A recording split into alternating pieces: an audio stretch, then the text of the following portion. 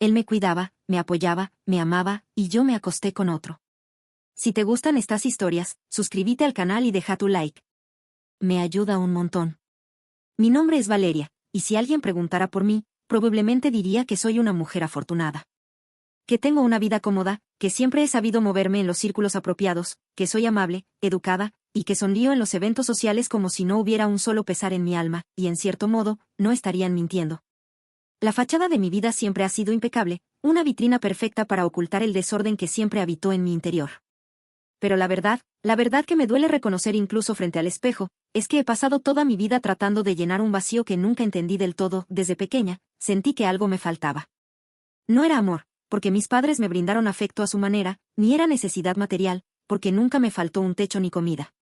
Era otra cosa, una especie de ansia, de hambre por algo que no sabía nombrar, algo que me hiciera sentir suficiente, especial, necesaria. Crecí creyendo que debía buscar fuera lo que no encontraba dentro. Aprendí a complacer, a seducir, a adaptarme en versiones de mí misma según lo que el momento exigiera. Nunca aprendí a estar sola, ni a amarme en silencio. Siempre necesitaba a alguien que me dijera que era valiosa, que me eligiera, que me hiciera sentir que existía por alguna razón más importante que simplemente ser. No quiero justificarme, no quiero lavarme las manos en heridas antiguas, pero si voy a contar mi historia, si voy a desnudarme en palabras, entonces tengo que empezar por aquí, por aceptar que nunca supe lo que era amar de verdad, ni ser leal a alguien que me amaba sin condiciones. Que siempre confundí ser querida con ser validada, que la Valeria que todos admiran, esa mujer segura, elegante, encantadora, no es más que una máscara pulida que aprendí a llevar para que nadie viera a la niña rota que sigue temblando detrás. Y así era yo cuando lo conocí. Así de vacía, así de inconsciente, así de egoísta, aunque entonces aún no lo supiera. Diego llegó a mi vida en un momento en el que, aunque no lo admitiera, estaba desesperada. No por amor, ni siquiera por compañía, sino por seguridad. Había tenido una serie de relaciones fallidas con hombres que prometían mucho y daban poco, y la fatiga de esos fracasos empezaba a afectar mi autoestima. En el fondo, sentía que necesitaba anclarme a algo o a alguien que pudiera protegerme del caos en el que solía vivir. Lo conocí en una tarde cualquiera, en una cafetería elegante a la que fui a reunirme con una amiga. Él estaba en la mesa de al lado, leyendo unos documentos mientras tomaba café. No era el tipo de hombre que te roba el aliento al primer vistazo. No era un Adonis de portada de revista, ni un seductor que acaparara las miradas de todas las mujeres. Pero había en él una seriedad, una sobriedad, que capturó algo en mí. Cuando nuestros ojos se cruzaron por accidente, me sostuvo la mirada con una sonrisa leve, tranquila. No había arrogancia en su gesto, ni ese hambre voraz a la que estaba acostumbrada. Era una mirada limpia, curiosa. Decidí provocarlo. Derramé adrede un poco de mi café al levantarme y él, como si la caballerosidad le naciera de los huesos, se ofreció a ayudarme. Nos reímos, charlamos un rato, y al despedirnos me pidió mi número con una torpeza tan sincera que me desarmó un poco. No pensé demasiado en él al principio. Fue más una especie de experimento. ¿Qué puede ofrecerme un hombre así?, me preguntaba, y con cada cita que aceptaba, la respuesta iba formándose sola. Diego era todo lo que yo jamás había tenido. Paciente, respetuoso, atento hasta en los detalles más pequeños. No buscaba impresionarme, simplemente me ofrecía su presencia incondicionalmente.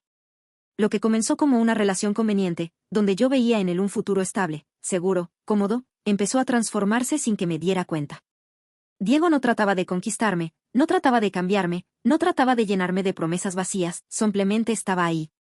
Y esa constancia, esa firmeza silenciosa, fue entrando en mis grietas, suavizando mis esquinas afiladas. Cuando me propuso matrimonio, lo hizo sin grandes gestos teatrales. Fue una tarde tranquila en un parque donde solíamos pasear.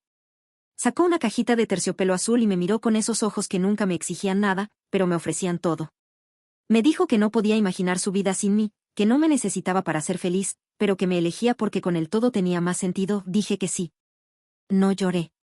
No fue un sí explosivo de película, sino un sí sereno, consciente. Una parte de mí todavía lo hacía por conveniencia, lo sé.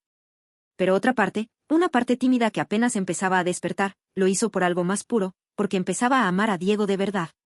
No como quien se aferra a un salvavidas, sino como quien empieza a construir, piedra sobre piedra, un hogar dentro de otro ser humano. Me casé con él sabiendo que era el mejor hombre que había conocido. Y juré, muy dentro de mí, que esta vez no arruinaría las cosas.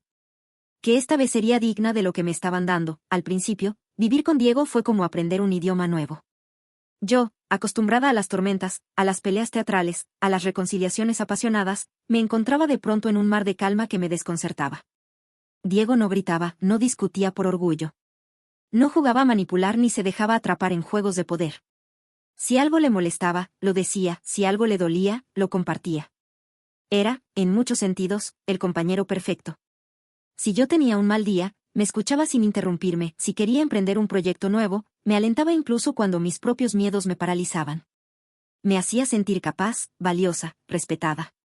No como un adorno, no como una propiedad, sino como una compañera de vida real. Compartíamos mañanas tranquilas, desayunos improvisados los domingos, caminatas largas sin necesidad de llenar el silencio con palabras. Había ternura en los gestos más simples, una mano que rozaba la mía al pasarme el café, un beso en la frente antes de dormir, una sonrisa silenciosa cuando nuestras miradas se cruzaban en medio de alguna tarea doméstica. Yo, que siempre había vivido relaciones explosivas, empecé a entender lo que era el amor tranquilo, el amor que no necesita demostraciones constantes para ser real, un amor que se construye en la repetición, en la confianza, en saber que pase lo que pase, el otro estará ahí. Y aún así, en el fondo, una parte de mí seguía inquieta.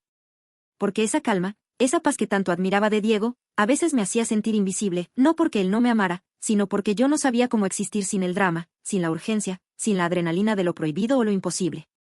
Había noches en las que, mientras él dormía plácidamente a mi lado, yo me preguntaba si eso era todo, si esta serenidad bastaría para llenar los abismos que llevaba dentro. No era culpa de Diego, él me daba todo. Todo lo que yo decía querer, todo lo que juraba necesitar. Sin pedir nada a cambio, sin exigir más que mi presencia, mi honestidad, mi amor. Y a pesar de eso, o tal vez precisamente por eso, mi alma inquieta empezó, muy lentamente, a buscar algo más. Algo que ni yo misma sabía definir, algo que, cuando llegara, destruiría todo. La rutina tiene un modo extraño de instalarse en la vida. No llega de golpe, no irrumpe como una tormenta, se desliza en silencio, como un susurro constante que va apagando el brillo de las cosas, y eso fue lo que empezó a pasarme con Diego. Sin que pudiera señalar un día exacto, sino un motivo escandaloso, empecé a sentir que nuestra vida, perfecta en su superficie, empezaba a asfixiarme. Los días se parecían demasiado entre sí, nos levantábamos a la misma hora, tomábamos el mismo desayuno, hablábamos de los mismos temas seguros, el trabajo, las cuentas, alguna anécdota trivial. Diego seguía siendo el mismo hombre atento y amable, el que jamás me negaba un gesto de cariño, el que me preguntaba si quería té antes de dormir, el que me abrazaba en silencio cuando yo tenía un mal día. Y sin embargo, yo sentía que algo dentro de mí se marchitaba lentamente, no era culpa suya. No podía serlo. Diego no había cambiado, era yo la que empezaba a mirar el mundo a través de un velo de insatisfacción sorda, la que empezaba a anhelar algo que no sabía describir. Me preguntaba si así era la vida adulta, si todos, tarde o temprano, terminábamos resignándonos a una felicidad templada, correcta, sin fuegos artificiales.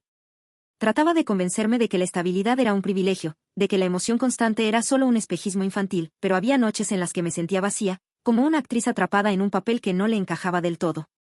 A veces miraba a Diego mientras leía en el sofá, absorto en sus libros de historia o sus informes de trabajo, y me dolía darme cuenta de que él estaba perfectamente feliz con esa vida que a mí empezaba a ahogar. Que no necesitaba más, que no sospechaba siquiera que yo empezaba a desear algo diferente. Me preguntaba cómo era posible que dos personas pudieran amarse, aún así, empezar a caminar en direcciones distintas sin siquiera proponérselo. No era que no lo quisiera, lo quería. Lo admiraba. Lo respetaba, pero eso no bastaba para callar la sensación de que me estaba perdiendo algo, de que había un latido más fuerte en alguna parte, esperando ser descubierto. Empecé a buscar distracciones. Salidas con amigas, cursos de arte, largas horas frente a la computadora viendo series o leyendo revistas de moda, nada llenaba el vacío.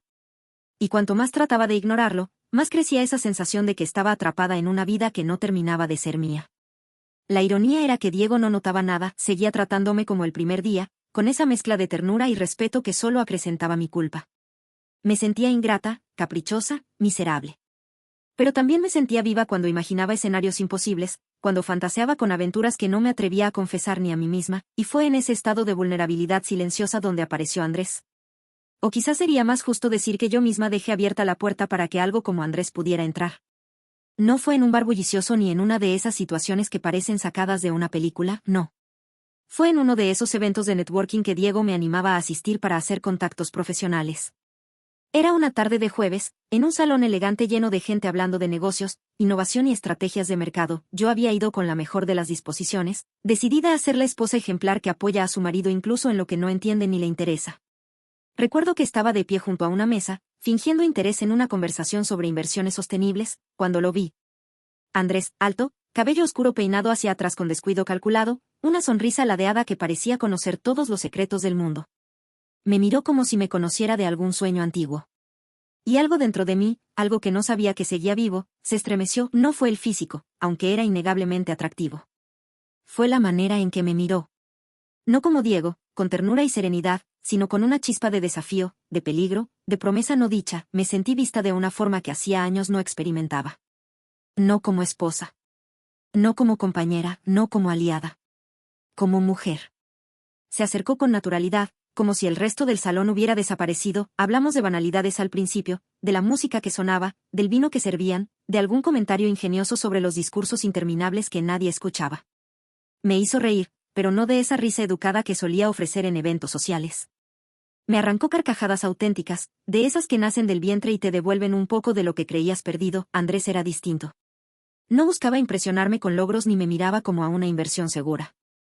Era carismático, audaz, un poco insolente. Me hablaba como si supiera que yo estaba aburrida, como si reconociera en mis ojos la misma hambre que brillaba en los suyos. No intercambiamos números esa noche. No hizo falta, nos encontramos de nuevo y luego otra vez. A veces en eventos, a veces por casualidad en cafeterías, restaurantes, galerías de arte. Y cada encuentro era una chispa que caía sobre la pólvora que yo trataba de ignorar. No pasó nada físico al principio. Ni siquiera toques furtivos ni insinuaciones explícitas. Era algo peor, una conexión silenciosa, una tensión latente que impregnaba cada conversación, cada mirada que duraba un segundo más de lo debido. Con Andrés, me sentía deseada, no respetada. Anhelada, no comprendida. Era como si sacara a flote todo lo que yo creía haber dejado atrás, la sed de aventura, el ansia de ser mirada como si fuera la única mujer en el mundo. Empecé a inventar excusas para salir sola.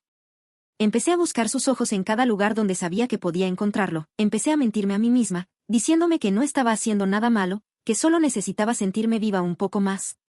No me di cuenta, o no quise darme cuenta, de que ya estaba cruzando líneas invisibles. Que ya había empezado a traicionar a Diego mucho antes de que mis manos tocaran a otro hombre, que la traición empieza en el corazón mucho antes de concretarse en un acto. Y yo ya había abierto de par en par las puertas de mi corazón al desastre que estaba por venir. La primera vez que ocurrió no fue planeado. Me gusta pensar eso cuando trato de dormir en las noches más pesadas, cuando la culpa me ahoga en silencio. Me repito que no lo busqué, que fue un accidente emocional, una grieta que se abrió en un momento de debilidad. Pero la verdad cruda que me golpea cuando me miro de frente, es que en el fondo sabía a dónde me dirigía desde la primera noche que hablé con Andrés. Fue a una tarde de viernes cualquiera. Diego estaba fuera de la ciudad por trabajo, un viaje corto, como tantos otros. Me había dejado un mensaje tierno antes de partir, deseándome un buen fin de semana, prometiendo que volvería rápido para que pudiéramos cenar en nuestro restaurante favorito. Yo le respondí con palabras dulces, pero con el corazón apagado, distraído, mirando ya hacia otro lugar. Andrés me escribió esa misma noche. Un mensaje casual, casi inocente, que había un evento de arte en una galería pequeña, algo improvisado, que le encantaría que fuera. Que sería divertido, que hacía tiempo que no nos veíamos fuera de lugares formales. Me debatí por unos minutos, consciente de lo que estaba a punto de hacer. Podía decir que no.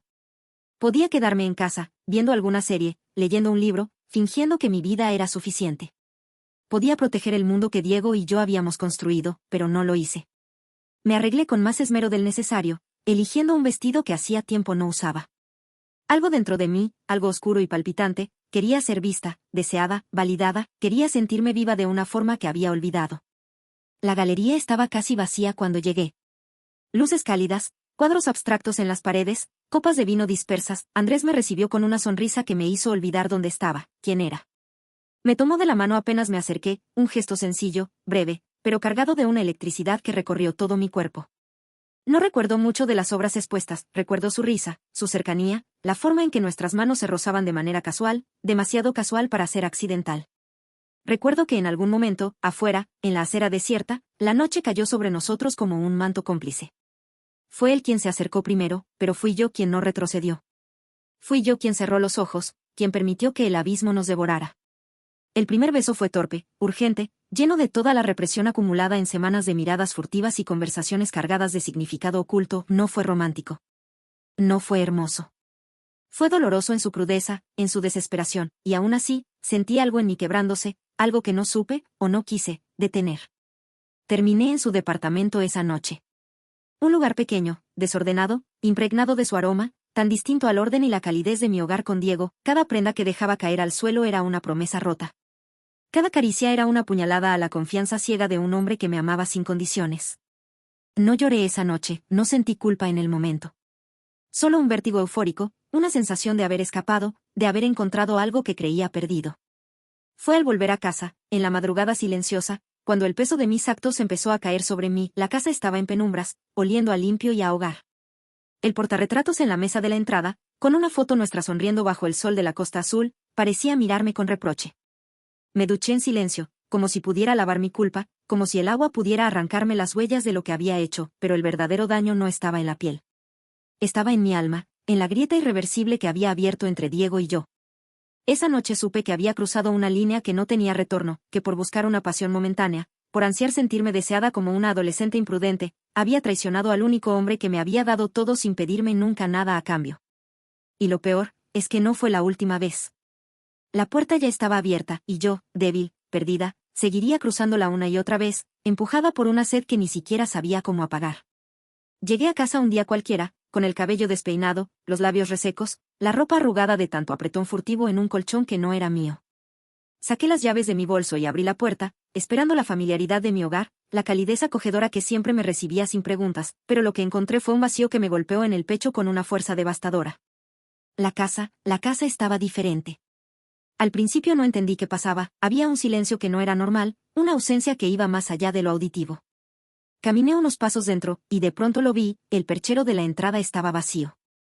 No estaba su abrigo marrón, ese que dejaba caer de cualquier manera, no estaban sus zapatos junto a la puerta. No estaba su maletín olvidado en el sofá.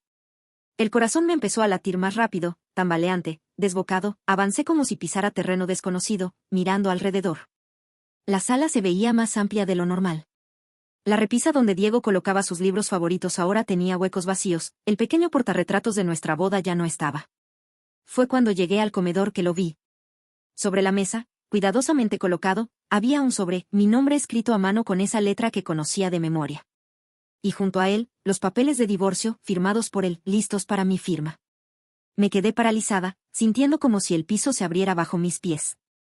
Mis manos temblaron cuando abrí el sobre y saqué una nota simple, breve, escrita con la misma calma devastadora que yo solía admirar en Diego. No era una carta larga. No era un grito de dolor. Era solo unas pocas líneas, pero cada palabra fue como una daga que se hundía en mi carne. Valeria. Siempre supe que algo no andaba bien, pero quise confiar. Quise creer. Hoy encontré las pruebas que necesitaba, no merezco quedarme donde no soy respetada. Los papeles están listos. Ojalá encuentres lo que buscabas, Diego. Me desplomé en la silla con la nota temblando entre mis dedos.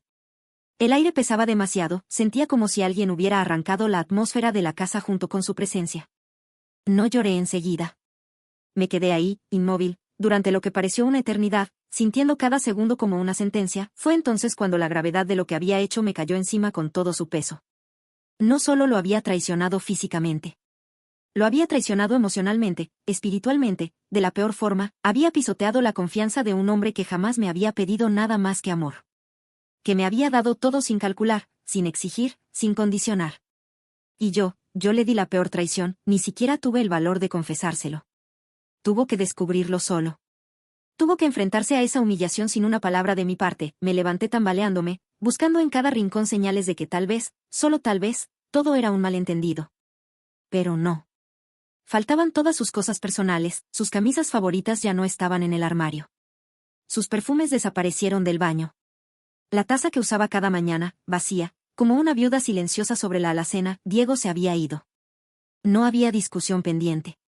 No había oportunidad de explicación o disculpa, había tomado una decisión, rápida y firme, como quien cierra la puerta de una habitación en llamas para salvar lo poco que le queda de sí mismo. Me quedé en esa casa enorme, rodeada de objetos inertes que ya no significaban nada. La estabilidad que tanto había despreciado, la seguridad que había dado por sentada, todo se desmoronaba a mi alrededor, y lo peor era saber que lo había perdido todo por nada. Andrés no me amaba.